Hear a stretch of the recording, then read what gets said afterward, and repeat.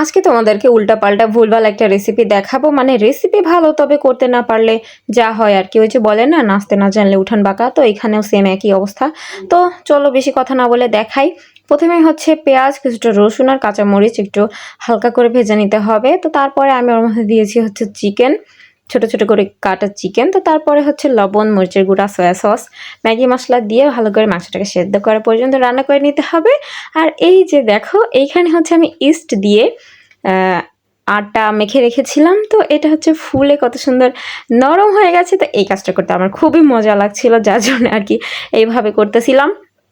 তো তারপরে এখন হচ্ছে যে রুটিটা হালকা একটু টেনে টেনে গোল করে নিয়ে এর মধ্যে মাংসের পুরটা দিয়ে এই যে এভাবে মুখটাকে চেপে বন্ধ করে দিলেই হয়ে গেল। মানে কোনো বেলাবেলির ঝামেলাই নাই, শুধু কোনো মতো একটু গোল মানে ওই যে বন রুটির শেপে বানালেই হবে। তো এখানে আমার 5টা রুটি হয়েছে। এখন হচ্ছে আমি একটু বেশি আমার গরম হয়ে গেছিলো তেলটা। তো আমি কি কি ভুল করেছি আমি সেগুলো তোমাদেরকে অবশ্যই বলবো, যার জন্য আমি বলেছি যে ভুলভাল রেসিপি।